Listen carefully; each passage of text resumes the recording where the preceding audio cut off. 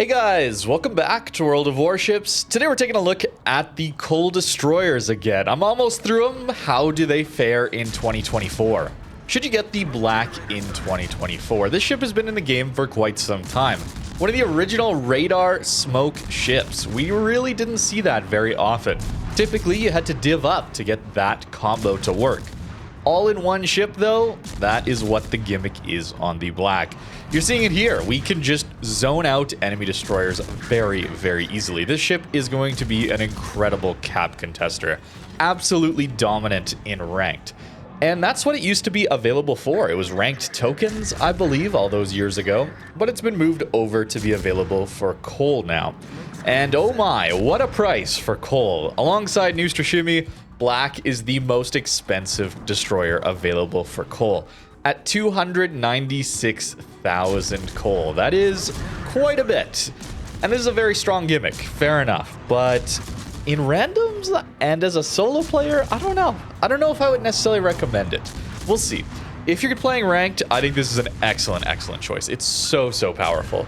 But in randoms, if you're looking for something that's going to farm some more damage, this might be a skip, especially given the price point. That's the real lens I have to filter this through. Black is an excellent DD at tier 9, but it's just so expensive, and there's so many more stronger ships available for less cost. Certainly the Groningen available as an even better, much better gunboat DD, farming more damage at the same tier. Doesn't have quite as powerful a gimmick, but at the end of the day, a lot of your base XP is calculated by how much damage you're able to do. Certainly there's caps, there's team play, there's spotting. We have 117,000 spotting in this one. Not necessarily going to translate to the most base XP. So if you're looking at these coal destroyers, you're probably looking for something to farm credits with, especially if you're looking at any tier 9s. That's where you're going to get the best credit farming potential. And this ship just will not be as good as a Groningen would be if you're looking for a gunboat. This ship, though, does have some torpedoes. We managed to hit one there, and they're very strong. These torps do an immense amount of damage. They're 21,000 damage, something like that. Absolutely ridiculous for American torps. 21,600 damage, 135,000 torpedo DPM. That is monstrous. So what's the catch? Well, they go 43 knots. They're basically sea mines. They're the most zoning torps of all the zoning torps in this game. You are not going to be directly leading people and hitting them very often. You're going to throw them into gaps, channels, and just hope someone sails past there every once in a while and eats your torpedoes. That's going to be the main upside of these torpedoes. You throw them across a cap and hope people forget about them and run into them. They're reasonably stealthy, so there's only like a 7.8 second reaction time to them. So if you happen to be in the path, you're probably eating a very devastating torpedo. But this HE DPM is really where this ship falls down just a little bit relative to when it was initially released. 161,000 HE DPM is great. That's Fletcher DPM, Fletcher guns. But these days we have much stronger ships available. Kitakaze certainly, and of course Groningen having much more HE DPM and AP DPM. The reload to the DPM is just better. 233,000 on the Groningen, for example. Much better if you want a farming gunboat DD. Although this ship does have some nice characteristics over that ship, allowing you to dodge incoming fire. It's much smaller, it's quicker, it's more maneuverable. We're able to dodge these Brindisi SAP salvos, fortunately, because SAP is terrifying as a destroyer player. It's not bad. The maneuverability is not bad. That's how you're going to win gunfights in this ship. You're not necessarily going to outright out DPM someone like you used to back in the day when this ship was released, like 2017, something like that. You need to use the maneuverability, which fortunately you do have. Your HP pool is just average for the tier as well. Pretty much bang in the middle, I would say. Only 17,100 base, 20,000 if you do take some of the survivability expert upgrades. And of course, the consumables. We should talk about these consumables. If you want to run radar, you cannot run engine boost or the defensive fire. And I would recommend running radar. It is so, so powerful. Otherwise, if you're not running radar, you should just be playing a Fletcher at that point. This ship really relies on this gimmick to be any sort of unique, but also strong. I don't think these torpedoes are actually a positive, even though, well, this Marceau happens to be in the path. Having this smoke radar allows me on this flank where the enemy team is very strong, there's a lot of ships here, to get a lot of damage in on their destroyers as they're pushing and punish them without taking much damage in return. Not a lot of reaction time there on those torpedoes, even for our Marceau, which is a very maneuverable destroyer. It's hard to not eat these torpedoes when they just pop up in front of you. They're slow, but if they show up, it is a scary time. Excellent blind fire here from this Marceau, and you're going to see that throughout this video. People want to kill this ship. They know how powerful it is, and I got blind fired a ton for a bunch of damage. So maybe be aware of that too. People want to kill this thing. Certainly in ranked, it's going to be incredibly powerful. For situations like this, I just didn't see the power in random battles quite as much. I missed out on my Fletcher torpedoes. That's kind of how I was feeling. Although, in situations like this, having that radar was incredibly useful, allowing me to get so much damage in on that Mogador, even outside of him taking that torpedo, which is a lot to do with luck, of course. But even still, our guns were going to do some great damage there. Z44 reversing after hitting an island. I'll shoot. I'll open up for that. He's going to go into his smoke, and I go undetected. Hopefully, and I certainly do. But that was the calculation there, that I could get some free damage in, hopefully. But we do have to watch out for enemy radars. That's going to be a key downside to the black. It's only a 7.5 kilometer radar. So playing aggressive and smoking up in the enemy's face like this and then radaring them, it looks absolutely broken. Busted combination. But if as soon as the enemy team has a radar, cruiser, 9, 10, 12 kilometer radar, suddenly you just die very, very quickly. This ship, you have to be very aware of who is on the enemy team, where they're going, where the enemy radars are, and really conscious of where you can make use of this gimmick and actually not take reduced damage. You're not gonna take no damage. Again, I got blind fired a ton and took some damage in these smokes. It's not like you're immune in your smokes, but it does help you take reduced damage and get a lot of damage in on enemy destroyers. Nice little zoning torp there, managed to take out the Buffalo. Pretty funny that. I really gotta say, these torpedoes are really funny to use. You can even run a torp build, which I tried. I tried it out, and it's a bit of a meme, but if you're just going for a good time, not trying to have the optimal build, you can run it and have a bit of fun with it. But we stalled out this push quite well, timing our smokes, timing our radars, getting into positions where the enemy team couldn't all focus on us at once, isolating fights, and we did a pretty good job here. Although, still not a ton of base XP, so then we don't get as many credits as maybe we would see on a ship farming a lot more. In this case, this game here, we do have a very strong enemy team on the south here. There's a Hildebrand to watch out for, very scary. Planes are going to be a bit of a problem for this ship, of course. If you're trying to time up these smokes and radars, well, the planes might force you to smoke. Plane spotting is a big issue. So we're going to smoke here preemptively and try and get some damage in. Farm a little bit out of these smokes, as I've been talking that this ship isn't the best farmer.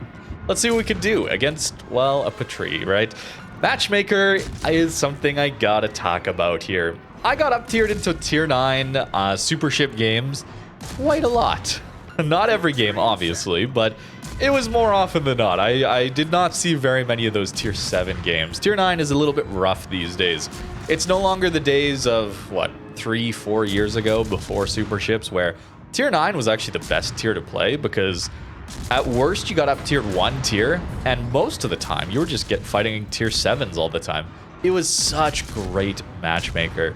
Nowadays, it's pretty rough. So if you're not playing it in ranked, where, again, I think black is amazing. It's super strong. I don't actually like this ship all that much for these kind of situations. The torpedoes are just a little too slow, and I wish I had myself the Fletcher torpedoes, which are absolutely excellent at their tier.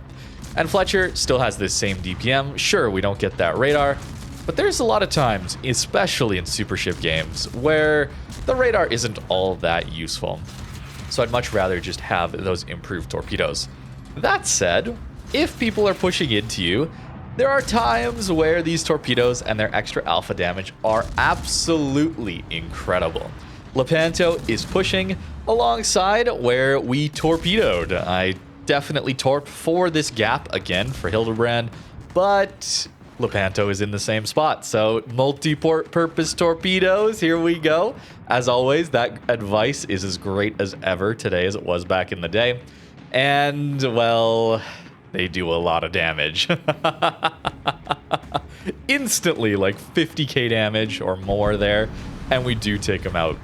No dev strike. I'm not sure why no dev strike, but I think that should have been one, right? We got way more than half his health there in one salvo. Maybe the torps took too long, but I thought it was a 10-second timer. I don't really know, but regardless, that feels pretty good. You can run a torp build. It is a funny meme, although probably not the best. I think running main guns, taking advantage of this smoke radar combo is the way to go here. Into an arms race game, got quite a few of those as well, unfortunately. But at least you're very good at contesting these cap zones and punishing the enemy ships for going for them early.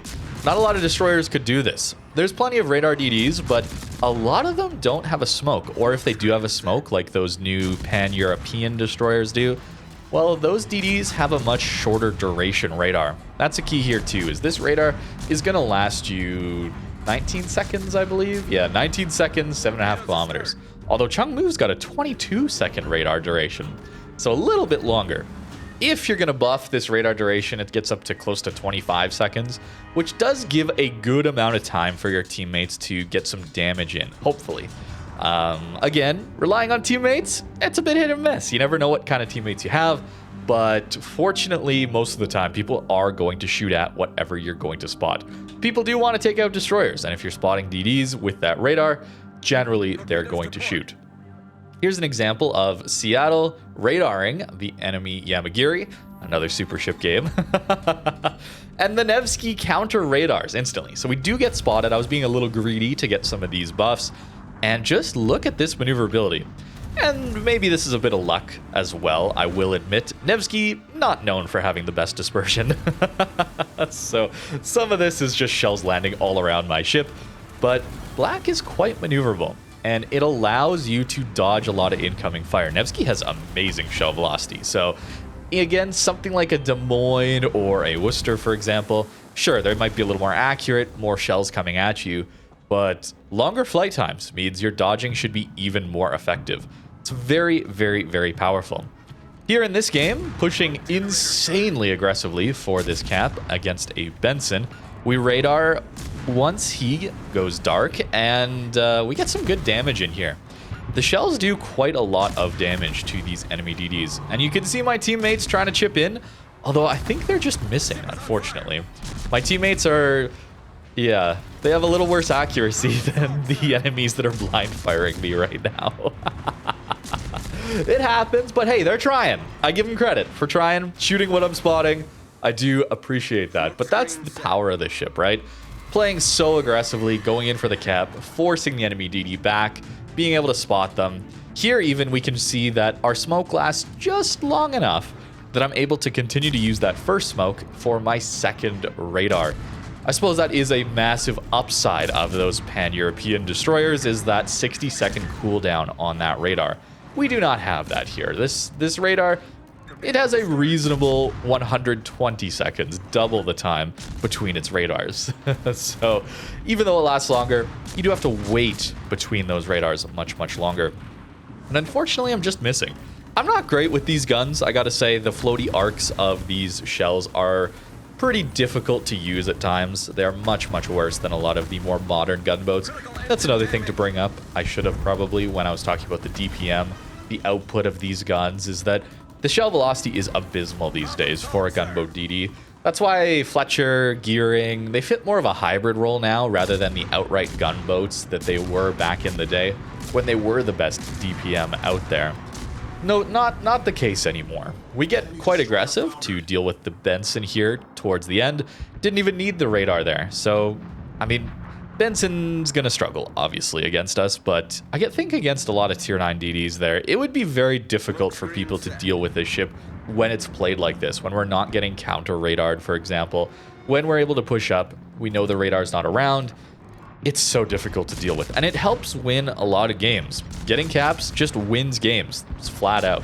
And that can be fun in randoms, but it's more of a ranked thing where you're just absolutely outright looking for the win. If you're looking to farm damage again, probably not the one to go for, because you only have a 5% fire chance as well. That's pretty low. These days, that is very, very low, in fact, considering that Friesland Groningen has 8% fire chance, way more DPM, so of course lighting way more fires. On average, it's like a 10 fires per minute, not counting the hull, of course, the reduction to fire chance that every ship gets. By tier, it just keeps going up. That's why your fire chance is never exactly what it shows in port, but 8% fire chance there, given that DPM, is kind of insane. The black DPM and fire chance gets you 4.5 fires per minute, so half, less than half even, the fires per minute. So yeah, if you're looking for the gunboat, the farming ship, just get the Groningen. It is so much better. But for team play, for cap contesting, black is excellent, absolutely incredible, and a demon in ranked, I would say. Now, we've lost this game, unfortunately. The enemy team is up on so many points, and, well, the Unicum just has to run off the map, and they win the game. 45 seconds left.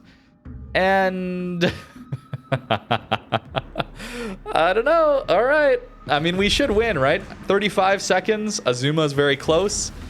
And dispersion or aim, but probably dispersion. I'd rather say dispersion. Does not hit the Unicum very well. Okendo's pretty far, so floaty shells makes it difficult. Our Vermont is super far away, so unlikely to hit. And again, dispersion. 15 seconds left. What a game. This is peak World of Warships, I would say. I don't think we deserve to win this game. I cut out a lot of it, because a lot of it was just downtime, but our team kited back to like the eye line, and yet we still got a win out of this. We did not deserve it, I don't think, but that's World of Warships, right? It's a game of throws. So, not insane damage in really any of these games. I was a little disappointed by that, but expected as well. The ship is less focused on outright damage farming, and more about contesting caps, killing enemy DDs. Much more battle impact than just straight farming damage, of course, but doesn't always get you the most base XP, which means not always the most credits in random battles, but really, really good in ranked. As for the builds, I was trying a whole bunch of different things. Tried a bit more of a gun build here, where taking things like demo, and then of course running superintendent to get us an extra smoke and radar, so I can use them a lot more aggressively. The hybrid build, where you give up superintendent and take fill the tubes and maybe swift fish instead of demo, gets you much more on your torpedoes, of course, but again, they're just zoning torps. I don't know how useful that is. If you're really going for ranked, I would recommend you go more guns. Maybe even giving up superintendent, trying to take something like Fearless Brawler. You wouldn't get demo then, just to really maximize your DPM to take advantage of that. But if you're in a smoke, you're not using Fearless Brawler as much. I don't know. It's a little bit tough, but I really do think maximizing your ability to use the smoke radar gimmick with your main guns is the key here. So that's why I'm really going mostly as a gun build. That's what I want to recommend. However, running the full torps is pretty funny. It's very, very funny. You get really close to a minute on the torpedo tubes to actually reload them, and the speed actually goes up. Instead of being just 43 knots, which is terrible, you can get like 2 knots here and there, although your dispersion is worse, and I already wasn't a huge fan of the dispersion on these things. Actually, I'll just do this instead and get ourselves a hybrid commander. Save myself a little bit of elite XP, even though it doesn't really matter here. That gets us up to 47 knots. And a 73-second torpedo reload time. A little bit of AR sprinkled in there. You're pretty close to 60 seconds, which is just silly. Given how slow these torpedoes are, you can have 2 sets of torps out at once, and almost to the third by the time the first one gets to 13.7 kilometers. Good range, good damage, but my goodness, that speed is so slow on this thing. But I think that's about it on the Black. This is a very interesting ship these days, as it was an outright monster. One of the best DPM ships, got a smoke and a radar at tier 9 as far as destroyers went. But that's from the days where the American DDs were the gunboats. They were the only gunboats. They were the best gunboats. And that is no longer the case. So a little bit different these days. Certainly a little bit less so on the damage farming in random battles, but still retains excellent utility and cap contesting ability for ranked game modes. Let me know what you think in the comments down below. Thank you very much for watching, and have a great rest of your day.